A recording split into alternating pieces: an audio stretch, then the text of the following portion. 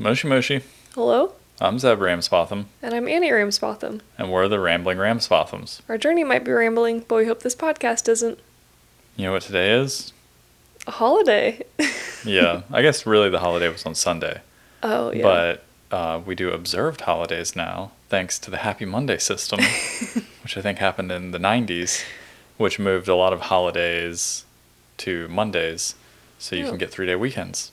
Yeah. That's why it's Happy Monday. So Zeb didn't have to go to work today. No, hopefully. It'd be funny if I showed up tomorrow. Where were you? But today was the observation of the National Foundation Day. And of course that's the National Foundation of Japan as a country. So we got to have a little date day. And I didn't even make a big deal out of this, but if you're watching on the YouTube, you might be like, who is in the room with Annie? Oh, yeah. That's right. It's Zeb, but he doesn't have a beard now. Yeah, so because we filmed this, I guess we have to talk about it. If we didn't film it... If we didn't, then it wouldn't even matter. We could just gloss over it. Maybe the listeners who never watched this on YouTube, which is most people, I think, maybe they're like, didn't even know you had a beard. You know what? They might have, though, because, the icon for the podcast. Our logo. It's two people riding a tandem, and one of them has a beard. And if you didn't know, that's me. It's not me, sorry. So it's not Annie. Sometimes in the winter, I wish I had a beard. Me too. Should we tell people that our logo's changing? Yeah, we can. It's changing. But not really because I shaved. Yeah, it has nothing to do with the fact that the logo doesn't make sense anymore because Zeb doesn't have a beard right now. Well, I could just grow it back. Yeah, that's not the reason. The reason is that we just thought it would be fun to have a fresh new logo. So maybe by the time we post this podcast, the logo will be changed. Yeah. So just kind of something fun and more creative because honestly, I guess it's kind of how I felt about the intro, but I'm glad that people like it. We're keeping the intro, I guess. Yeah, we're keeping the intro, but I guess we didn't really think, almost 2 years later we'd still be doing the podcast. Yeah, I thought I would get tired of this in like 3 months. Yeah, so when we had the initial logo and like the initial intro idea and stuff, not that it was like temporary, we put some thought into it and we liked it. That's why we picked it. But we didn't really think of like longevity for, we'll be doing this years from now. But yeah. Yeah. So maybe we'll even have some t-shirts. We're making some t-shirts with the logo on it so that we can just wear them in our house and around town and stuff. And so maybe by a couple episodes from now, we'll have the t-shirts physically wearing them. Maybe 2 to 3 weeks, probably. In the far future, we'll even have merch. That would be crazy. Anyway, I'm getting ahead of ourselves. Yeah. But so today for National Foundation Day, which I guess the closest thing as an American that would be like 4th of July. Yeah, kind of like Independence Day. Because Yeah. Japan obviously didn't get independence from anyone because they've never been like colonized or captured or anything. Which is why if you look it up, Japan claims that they're the oldest, I think it's both like the oldest country and the longest imperial, like they have the longest unbroken string of like emperor, like by blood. It's kind of contested by China, isn't it?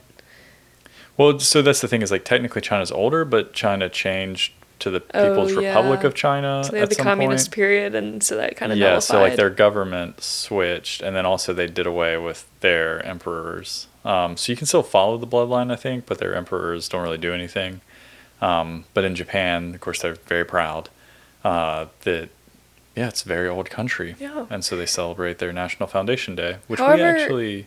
Well, unlike the 4th of July in America, which is a pretty big deal, like a big party atmosphere, people have barbecues and fireworks and lots of red, white, and blue things, and it's just a big event. It's not that it's not a big deal here, but you might see somebody put a Japanese flag out by their door, but there's not really, like, there's no fireworks, there's no party kind of things. In the that we were invited to. That's true, we weren't invited. But it just generally doesn't seem as big of a deal. Yeah, I went on a bike ride on Sunday because there was like a little gap in the weather, and there was one street that was filled with Japanese flags. But other than that, I didn't see anybody. There wasn't any signs of a parade about to happen or anything like that.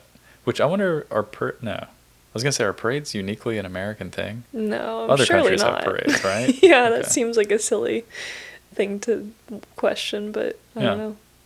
So instead of celebrating Foundation Day, we kind of celebrated an early Valentine's Day because today is February 12th. And so while Zeb had his day off, we had a little date day in Kanazawa, went to a couple cafes, had some lunch and stuff. Yeah, and it's also just nice. Really, having a 3-day weekend is really not like life changing is a bit dramatic, but it almost is. Specifically because for us, like we have 2 days off, and so we usually use those 2 days for our longest, exercise. So maybe like Annie will go for like a long run, or she'll go for a long bike ride, and I'll go. Really, I only do cycling, so I'll go for like a long bike ride. But usually you go for like a 3 to 5 hour ride. And then yeah, you're it's not tired. like the bike ride takes all day, but it does kind of take up the majority of your time because you're trying to get some good exercise in, and then afterwards you're tired, like you said. So yeah, you just kind of want to sit around on the couch. And so having a 3-day weekend it's just so nice because we can do our exercise, and then we have like a little bonus day where, we didn't have to exercise today. Yeah, I already did it. So yeah, it was just really nice. So we decided that we were going to go into town, and Annie, I think, really wanted to get in the car and drive somewhere. Well, we had all day, so I thought, since you didn't have school, I was like, the world is our oyster. I could drive us somewhere. We could have a little day trip if you wanted. I didn't want to. Which is fine, and it was much simpler to just take the train into Kanazawa. I think for me, there's still like a pretty big novelty of living in Japan, and we haven't really been here that long, but like just being able to use public transportation and go into town, and then it's kind of like our city now, and being able to take the train over there. But yeah, like we always joke about like, we're tourists in our own home. It's like a dumb phrase, but sometimes it really does feel that way because it's just nice to be able to take the train into town and then walk around, and it feels familiar. Like we've been here long enough now that we can kind of get around without needing Google Maps. It's nice to have the familiar stuff, but there's so much in Kanazawa that I feel like we could be here for years and still find new places to eat. Well, exactly. That's why I wanted to go. Yeah. I just felt like going over there. So I have like a long list of like want to go places on my Google Maps, and so we got to go look for some of those today. But first we had lunch. Yeah, we tried to get conveyor belt sushi, and everyone tried to get conveyor belt sushi because it's delicious and crazy, fun and convenient. Open at 11, and you saw on the machine that people had gotten tickets at 10:30. Yeah, we thought we were being clever because we were like, well, we'll get an early-ish train and just arrive there. And we were like, we'll be there before 11:30. They just opened. It won't be that crowded. It was packed. Though there was like an hour-long wait. So we were like, never mind. So we got I forget what the name of the dish was, but it was the word for the wooden bowl. It was like ohatsuki yeah. Something. It's the name for the wooden bowl that you put rice in when you're like cooling it to make onigiri or sushi or something. You can also put it in that bowl if you want to top it with sashimi and stuff.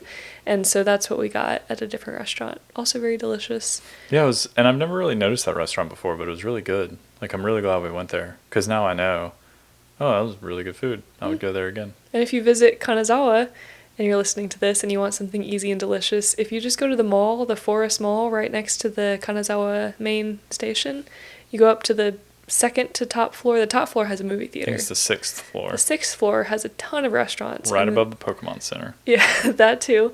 But they're really convenient, and that's where we ate. Yeah. So. And a lot of restaurants do this funny thing where they bring you something, like almost like a little appetizer. Like in America, we had the one restaurant that would bring you peanuts. Oh, yeah. I missed that. But this one, they brought us dashi. So literally just like soup stock, but you would drink it like a fun tea. Little sit down. Oh, it was really tasty. It was a cozy thing to have at winter. Yeah. So we had this crazy lunch. It was really good. It wasn't crazy. Yeah, it was wild. And then it was not wild. we had 2 carbohydrates. We had rice and udon. It was delicious. I love carbs. Really good. And then we had to get energized for stomping. Yes, we had some coffee. We took kind of a really leisurely paced walk. Well, no, I'm saying that's why we had all the food to get energized because we were walking a lot. Yeah, but that was the activity of the day, was walking, and it was a new cafe. Actually, so the cafe we tried to go to had a cat at the cafe. It was not a cat cafe, like in the terms where you go because they have a bunch of cats running around in the house. It was just a house that people lived in, and they happened to own a cat that was in a lot of the photos and the reviews online, and I was like, Yeah. oh, I want to go to this cafe, and they have a cat. Unfortunately, they were closed, but next door, there was a different cafe, and I guess this is like the hipster district of Kanazawa. That's what it felt like. Yeah, it was fun, and Zeb said it was the best coffee that he's had. Speaking of, you know how we bashed superlatives last week? I didn't say it was the best coffee. You're getting ahead of yourself. It was the best coffee that Zeb's had since we've been in Japan. No, it says the closest coffee. So I don't know anything about this. I've just like Googled it because I'm always like so surprised. So I think what technically you would say is America's on their third wave coffee. Oh my. And this might be wrong, but first wave was something like when coffee was like first getting started, like Folgers. And then second wave was like Pete's Coffee, or they started, like naming like, oh, this one's from like Pete's Roastery. And then I think third wave is all about like the origin, like, oh, this is from Ethiopia. So it's a bit much for me, but I think technically that's how you would define it. So this was the most third wave coffee I've had in Japan. So well, it was like a pour over style coffee too, which was fun. And it was really good. You had the light roast, which was, I guess, more... I had the light roast Ethiopian, which... For the more delicate palate. A friend of ours that's big in coffee said you can't go wrong with the light roast Ethiopian. Exactly. And what you can go wrong is what I ordered, apparently. Which was the dark roast Ethiopian. I loved it. I like dark roast coffee, but I guess if you have a more, refined palate, you would know that dark roast just tastes burned, according to some of our friends. But I go back and forth. I like pretty much all coffee. I think I just have a pretty, I don't know what how like some species are metropolitan, like rats and pigeons. What? I have a metropolitan palate. I don't know what that means. Oh, they're like globalized. They're like all over the like world. You could just be dropped anywhere and you would like the food there. Yeah, probably. I mean, That's there's very some good things quality. I like more than others, but I rarely. That's what makes me feel like maybe there's something wrong. Like some people get so like bent out of shape about like you can't possibly eat this that way, and then I think it's totally fine. Maybe you just have like such little taste that you'd be fine with anything. Maybe it's a negative way to look at it, but could be. Well, I think it's a good quality to have. But it was a really nice area because we had never really walked through there before, and so it was kind of like a happy little accident that the first cafe we tried to go to wasn't open, and actually the second cafe we tried to go to was also not open. So we ended up going to this third place, and it was the kind of place that was almost too hip, very borderline. You think it was almost too hip? Maybe. For you, because you're old now. Well, that's what I'm saying. Personally for me, I think it was like a really cool building, and it was like I really liked what they had going on in there, but I almost felt like I wasn't cool enough to be drinking coffee in there. It kind of had like a hip I liked thing it. It was going. truly just a coffee shop. Like it was like, yeah, you know like how some places are cafes, but they really have good food or something. Like they're kind of a restaurant with coffee. That's like most places in Japan. Most places in Japan, it's a cafe, but really they serve like the same coffee that every single other cafe serves, and then they also have like sandwiches. Yeah. And they're really more about the food, and it's like, well, you can get coffee here. Yeah, this was nice because they like knew what their specialty was, and they were like, we really leaned into coffee. And anyway, we're talking way too into the weeds about this coffee stuff. But it's a good place. Enjoyed it. I was looking at my phone just now because I couldn't remember the name of the art gallery that I went to next. It was Himito. But art gallery is an interesting. I don't think I would describe it as this, except that that's how they. It was like more of an experience. That's not what I mean. They've titled themselves as art gallery on Google, but it's like if somebody turned the first floor of their apartment building just into a very nature-heavy exhibit almost. And yeah, it was more of an exhibit. It was an art gallery, but it was like these rooms that people had decorated that you could walk through. And the whole thing was really focused on dandelions, like art using, the puffy form of dandelions when you blow on them and all the seeds spread. I don't know if that's a different word than just a regular yellow dandelion flower, but the seeded dandelion. They had 10,000 of those puffy dandelions all over the rooms, like strung from the ceilings so that when you were walking through, it was like you were in this cloud of floating dandelions.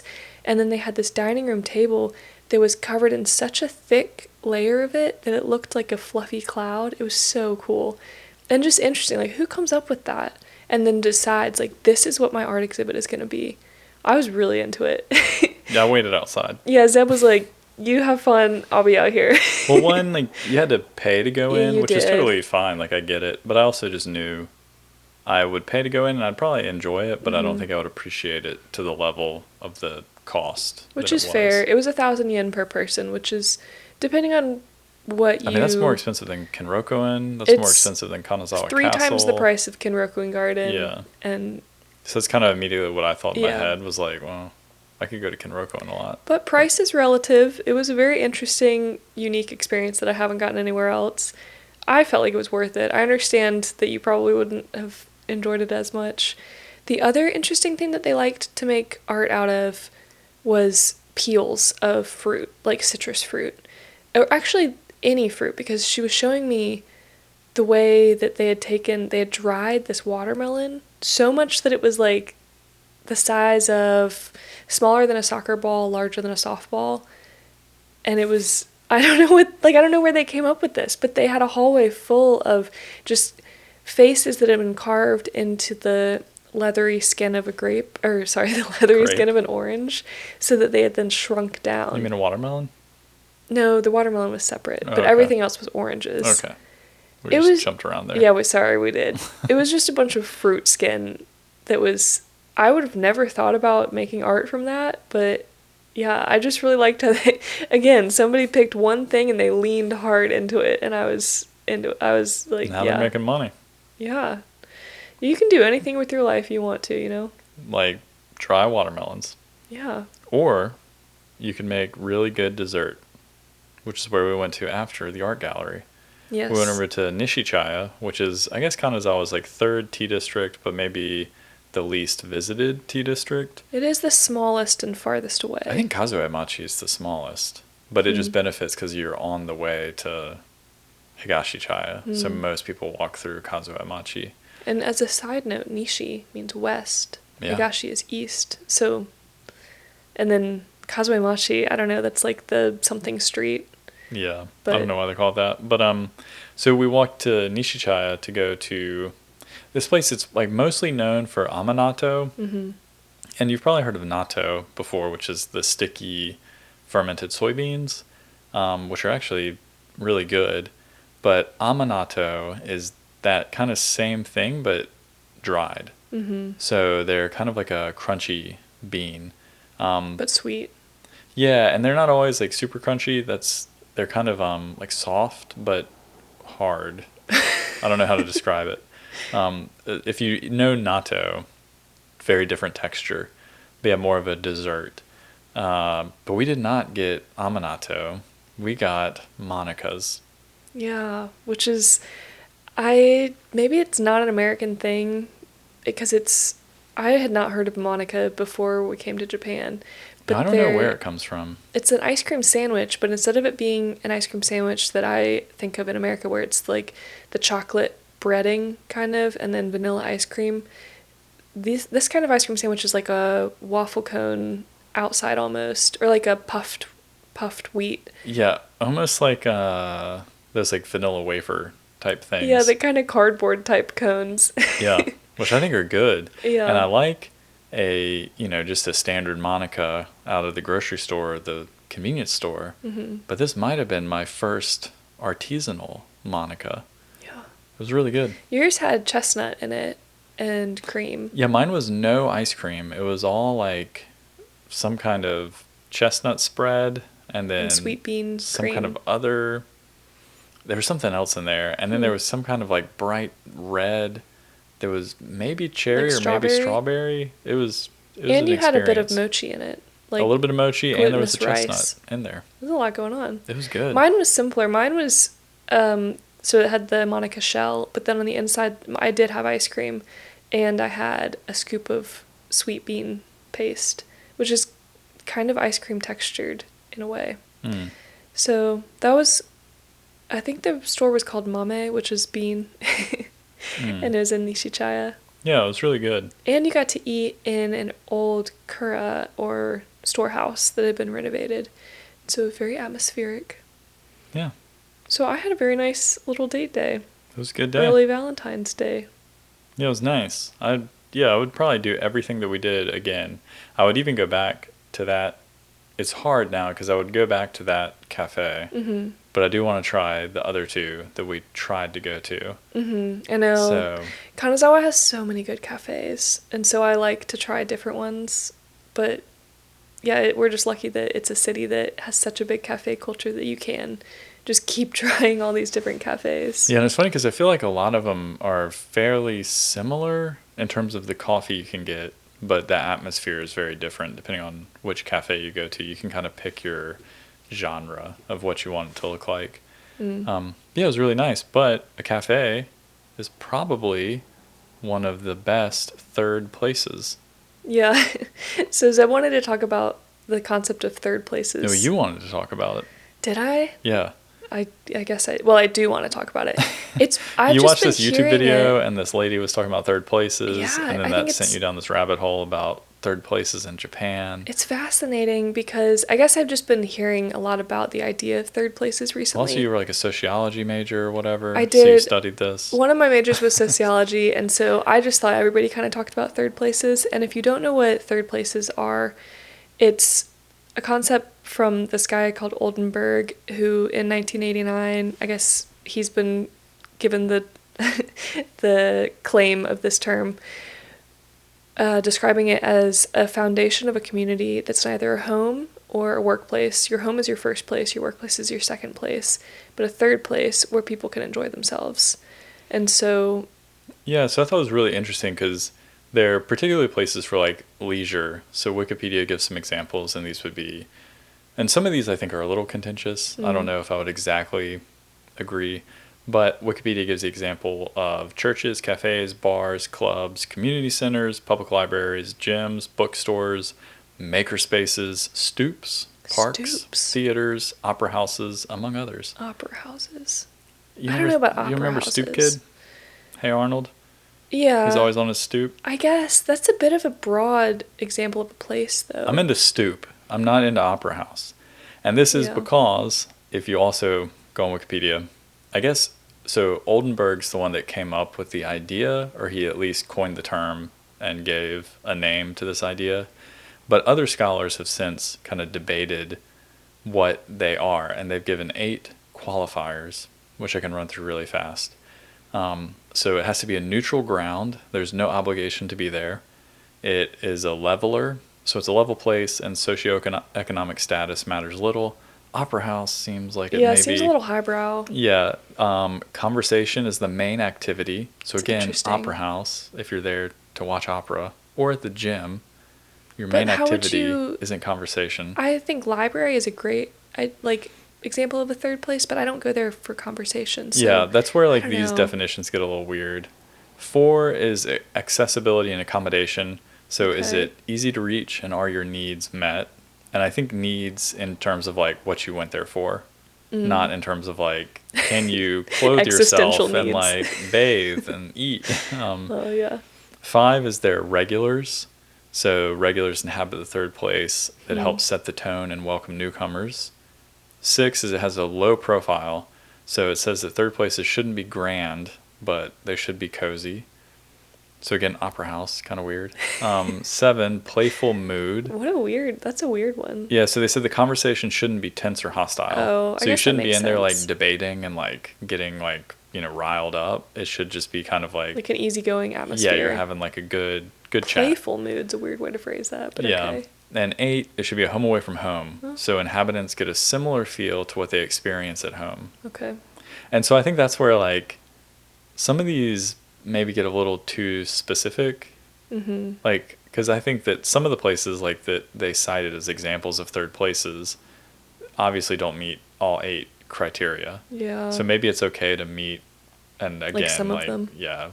Well, the reason I was just interested in this concept is because, again, since we talked about it in my college classes and stuff, it wasn't that big of a deal to me, but I've been hearing it come up in different things in the media recently a lot more than I did like 5 years ago, I guess.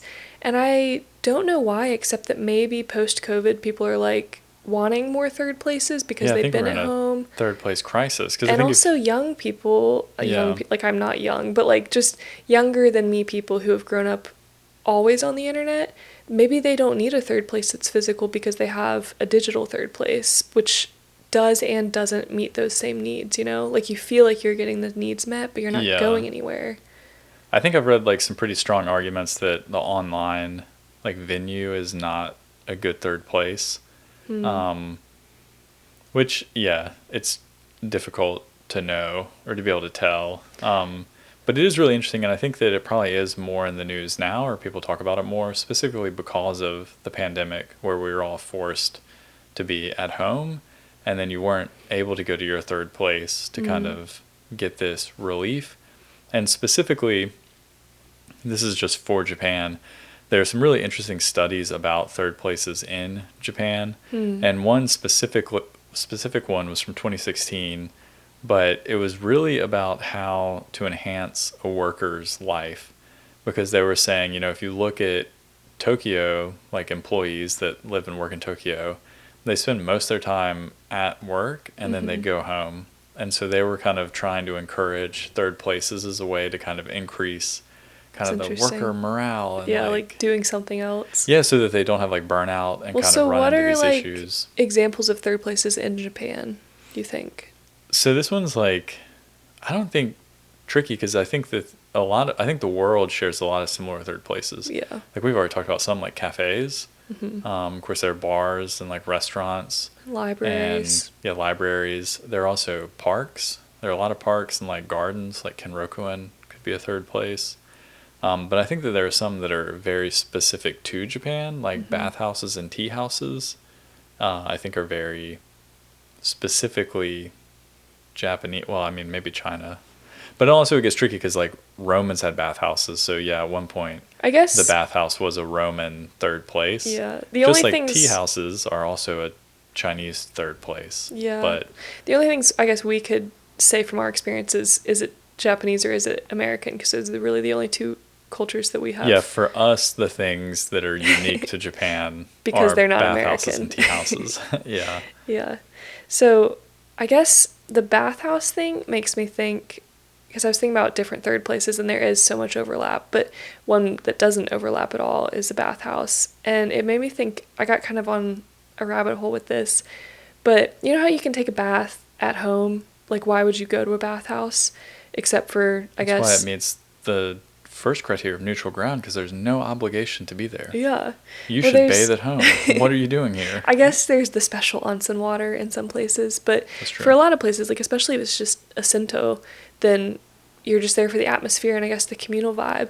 But I have noticed, it's something that I didn't expect out of a bathhouse, is how affirming it is in like a body positive way. And I don't know if you felt this, but I guess to like specifically like femininity, which is an interesting thing, but like it just is so refreshing, the normality of being naked around other women and no one caring, and just the whole fact that no one cares. Because I thought that it would be, so for example, when you go to the beach or you go to the pool, you have to put a bathing suit on and you have to make a decision then, like what you want to wear. Like, do you want it to be... How am I going to show all this off? Exactly. Is it going to be like a really small bikini? Like, do you feel really good about yourself? Do you feel like I'm going to put a one piece on? Like, and also why does it feel like, oh, I don't feel good about myself, I'll wear a one piece, or I do feel good about myself, I'll wear a bikini? Like, where does that come from? And none of that is there with a bathhouse. You just show up and you're just... In fact, in the bathhouse, if you tried to wear swimwear, they'd probably tell you to leave. Yeah. Or they tell you, hey, you need to take that off. So. Yeah, you can't wear clothes. And it's just such a level ground, and you realize that you're the only one that cares about your body. And it's so refreshing. And there's old people and children and all different sizes of people, and no one cares. And it's just so interesting. I think in the men's side, I definitely I had a lot of apprehension when we were on our honeymoon in 2019 and we went to Iwaku, and that's like a onsen just right outside of Kanazawa. I had a lot of apprehension about getting into the bath there, because I don't know, it's like there is something weird about I don't know how, like, in America we treat nudity, Mm-hmm. especially in, like, because I listed as maybe, like, a uniquely American third place would be something like a YMCA, Mm-hmm. which almost has similar vibes because you have, like, a Mm-hmm. changing room and you get changed. But there's always, Yeah, but so, you're so private about well, it, yeah, you that's the know? thing. There's, Like, like, the story about embarrassed. the old men who kind of hang out in there. Yeah. But yeah, for the most part, you change like as fast as you possibly can. And it's the same thing for going like in PE class. Like when I was in Mm-hmm. high school, we had to change in the locker room before going to PE. But it was like a similar thing. Like you really tried to be as private as you possibly could. Mm-hmm. And there was no like, I guess, I don't really know why, but like, I guess it's like the prudish American. Like we're Mm-hmm. very strangely prude about like certain things. But then like in a movie, Mm-hmm. it's like, oh, go for it. Like we want to see everything. But in our personal lives, we're like, oh no. Like, Yeah. but yeah, in Japan, it's, I don't know what like the difference is. I guess just because it's so normal that it Yeah. feels weird the very first time that you go into the bathhouse. But then you realize like literally no one else cares. Well, and it's so refreshing because it's like your body is so natural and not sexualized at all. Like, because it's such a conservative culture with dress. Like, I found myself not wearing certain clothing because I don't want it to send the wrong message in Japan in a different way than I would in America. Like, in America, not that my shorts were ever super short or my clothes were ever super tight, but I've worn things that are longer or less tight. And this is just a personal thing. I mean, you can wear whatever you want no matter where you are, but just based on what other people around me have been wearing, I've been like, oh, maybe I'll wear like this longer pair of shorts instead because I don't want to draw more attention. Yeah. But then on the flip side, I'll just undress in front of people because it's not But a it's also, sexualized thing. that's like the place and time for it. Sure, yeah. Obviously, if you did it just like on the street, people would be like, my God. Yeah. But But yeah, it's baths just, are such an interesting place, and yeah, they're a third place, I guess. But and it is interesting because it, again, does kind of like, if you think about the criteria that I read early, like, do you really go there where conversation is the main activity? I would say, like, no, obviously you're going there to, like, relax. But it is interesting how many conversations do happen. Mm-hmm. Because inevitably, sometimes you're just, like, sitting there in the bath, Mm-hmm. and then, you know, two guys will start talking, or, like, a group of friends come together, and then they're all chatting. And so conversation does happen. And it is kind Yeah. of like, well, you really have nothing else to do. Mm-hmm. Because you're not taking, you literally just walk into the bath and it's just you. Like, Mhm. that's all you have. Well, some people it's like a meditative experience, Yeah. and so sometimes people will like close their eyes, and then you know that they're just kind of like doing their own thing. But Yeah.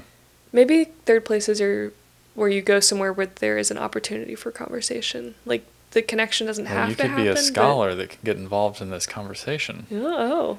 But yeah, I don't think a conversation has to happen, but it is interesting that, yeah, it can happen. But yeah, bathhouses are, yeah, super cool. I guess on a broader scale, I think Japan has, maybe this is just based on, you know, where we've lived and in larger cities, but I think that Japan has more options for third places that are more easily accessible, whereas in America, unless you live in a very big city with good public transportation, or you live in a very walkable city, which is not as common, I think it's hard to get to third places if you don't have a car. Harder. Well, yeah, in America, you just have to drive to get to your Yeah. third place. Which is okay, except I grew up pretty rural, and I remember just like counting the hours until I could turn 16 and drive my car, because before then I had to be driven somewhere.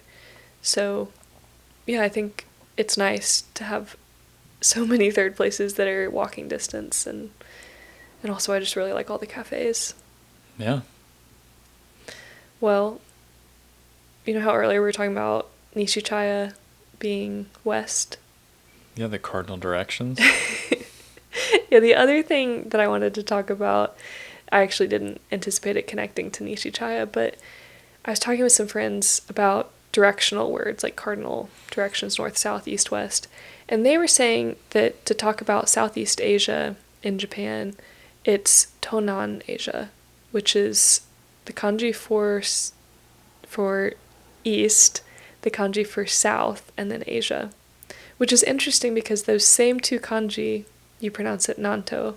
You use like the onyomi versus kunyomi reading. Yeah. But I was asking them, why wouldn't it just be Nanto Asia? Why is it Tonan Asia? And apparently you use the different reading for the direction versus the region. Yeah, that makes sense. So like Southeast Asia is the region of the Southeast, and so it's Tonan versus Nanto. But yeah, it got me thinking about how you say cardinal directions in Japanese. And so, for example, in English, you can say north and you can say east, and you can combine those two words and say northeast. But you can't do that in Japanese. You have to, when you put the kanji for north and the kanji for east together, they are pronounced in a different way. So Kita is north, and then Minami is south, but then together you can't say north-south. Yeah, you wouldn't. Sorry, Kita is north, and let's pick a east or west. Let's go west. Okay, so west is Nishi, like Nishi-chaya. But you can't say Kita Nishi. You have to then say Hokusei. Yeah, for direction. It's a good tidbit. I just think it's interesting. It's like 8. At first, I thought it was annoying when I was trying to learn the different directions, and I was like, oh, I have all 4. Yeah. And then I could just put them together. Because it's frustrating, because for those that like don't know, or maybe you just have like a passing interest in Japan, and you get a lot of information about Japan from this podcast, like Chinese characters or kanji do have multiple readings. And it's not even just like one reading. It's not even just like 2 readings. Sometimes they can have, like a handful of readings. And so sometimes it can be really frustrating, because you'll learn one, like Annie was just talking about, like Kita for north, and then all of a sudden you see the kanji and you feel really good about yourself. And you're like, oh, I can read that one. And then someone says the word and it's not. Like, it's not what you learned. But sometimes kanji does make things simpler. Like the word for cardinal directions as a word is Tozai Nanboku.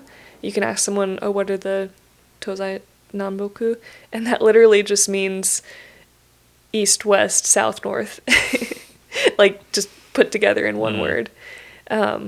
Which I also think is interesting, because if I were to say like, oh, read out the cardinal directions, I would say north, south, east, west. I don't know why. I just say them in that order.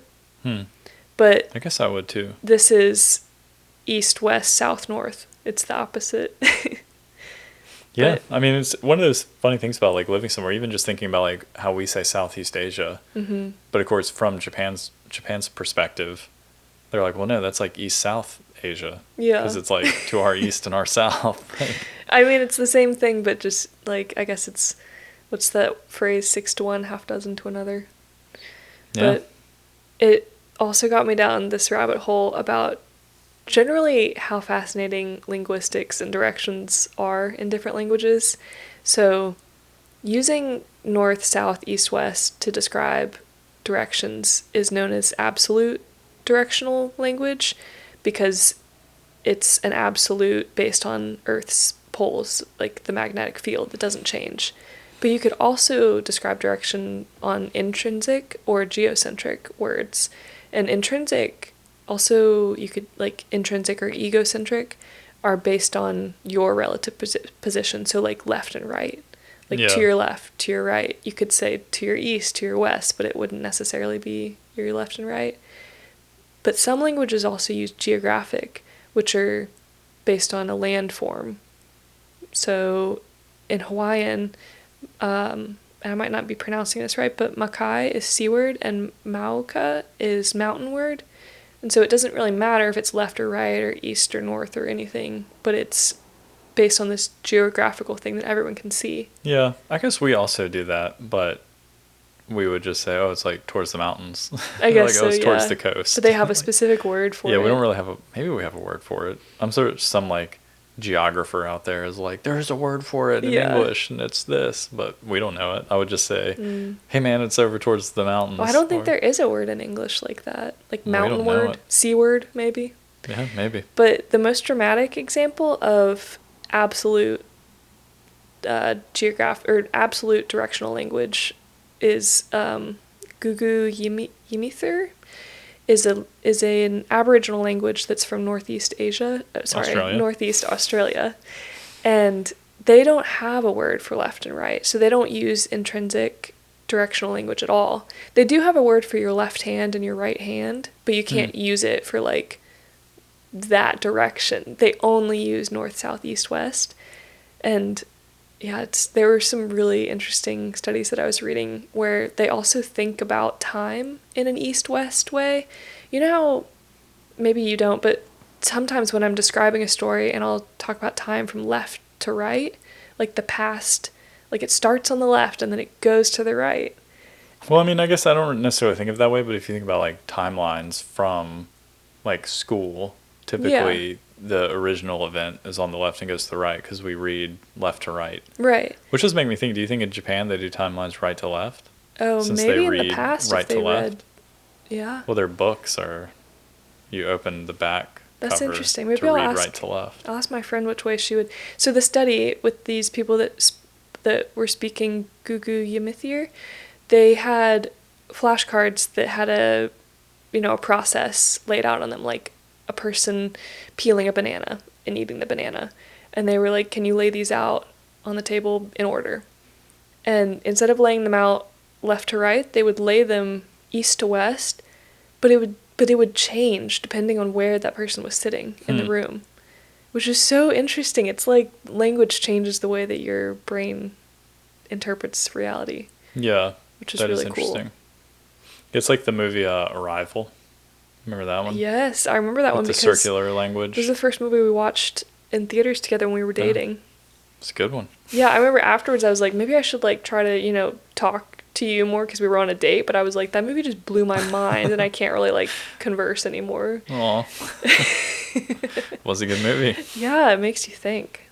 Well, speaking of language. Yeah. Do you have a word of the week? I do. Do you? I do. Why don't you go first? I went first last time, I think. Yeah. So my word is kitai. And it's a suru verb, so kitai suru. Kitai suru.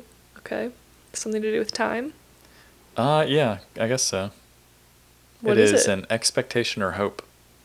Oh. So like, in thinking about the spring, I'm very hopeful that it'll be here soon. And even if you look in the forecast this weekend, we're finally starting to get like, when you're going into, I guess, just as seasons change, you're like going into winter and you start getting like the like crazy like cold days, but then it'll go back to being warm and you're like, oh, thank goodness, it's like back to being warm. We're finally getting into the part of the year where we're starting to have those like crazy warm days where we can get like a little taste of spring. So I'm very optimistic and hopeful, and I have great expectations for the spring.